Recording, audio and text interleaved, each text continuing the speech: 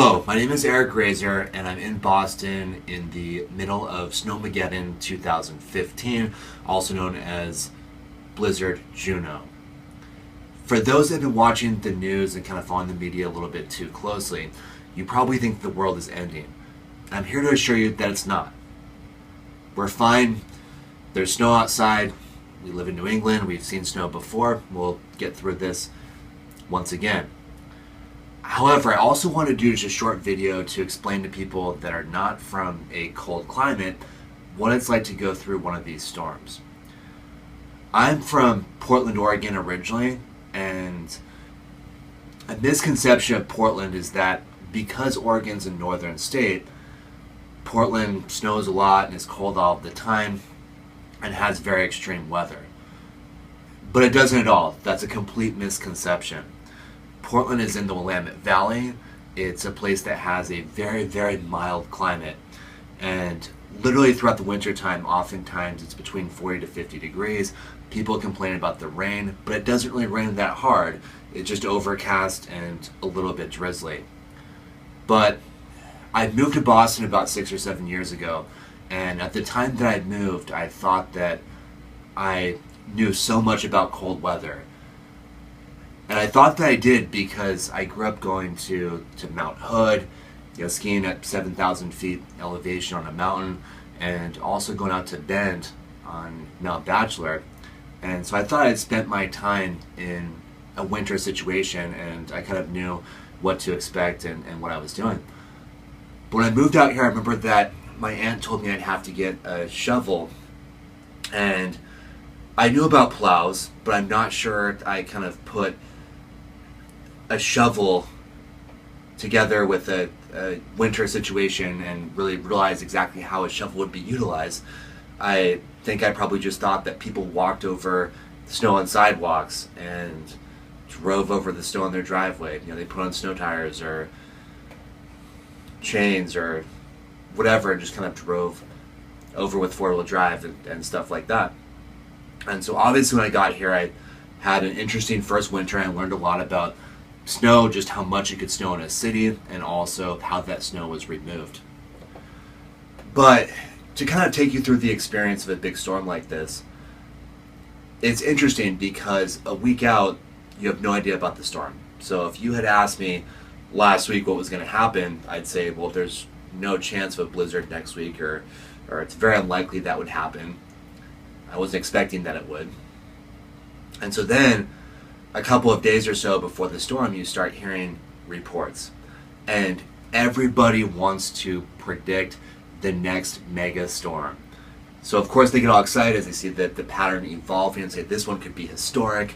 They want to drop that word historic. And when you say historic for New England, of course you mean a very, very large storm, because New England has seen many, many storms over many, many years. And so that's a big deal. But you start hearing historic and stuff like that. Well, this storm prompted things that don't happen very often. And the first one is that the T shut down. And the second thing is that there was a driving ban. Organizations are starting to take these storms more seriously. I think with the amount of lawsuits and other problems that happen in kind of our modern culture, they have to be a little bit more careful. But although this storm was not something that completely devastated us, I think that they did make the right decision in shutting the T down and also instituting the driving ban. The reason is that the T is getting older. There are many cars on the T that have been around for a lot of years. They no longer handle the cold quite as well as they did before, and they particularly don't handle the snow very well.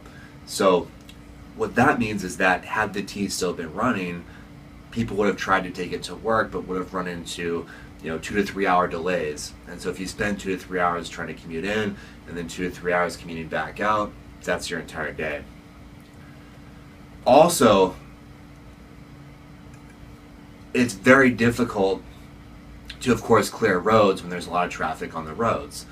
So it makes sense that anybody that's not completely essential, you have stay home, and you can then get the crews out that I always think that there should be a more kind of modern way to be able to handle this, but there's not. to remove snow, you have to have crews that they have shovels, they have snow blowers, they have tractors, they have plows, and all of that, and they have to just work around the clock.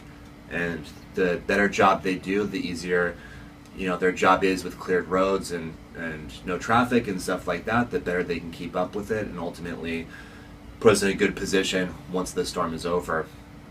So the storm was, I think, at its worst, dropping about 2 to 3 inches of snow per hour, and I think the winds were between 20 to 30 miles per hour. So that is a pretty big storm and a pretty kind of intense situation. I do remember vaguely having similar snowfall on Mount Hood during skiing sessions, but it never was as cold as it was here today, at least not when I was out there. And so the snow is coming down pretty good, but at the same time, what happens is that, I think because we made the right decision for a couple of things and left people home, I think we're seeing that we're keeping up with it. And so for those that stayed home, they have a day at home and that's it. For those that did not, they've kind of been around the city. Most things are closed. We've been able to have lunch at least at a couple of places that are open and pick up items at like a couple of CVS's that are still open. But for the most part, the city's dead.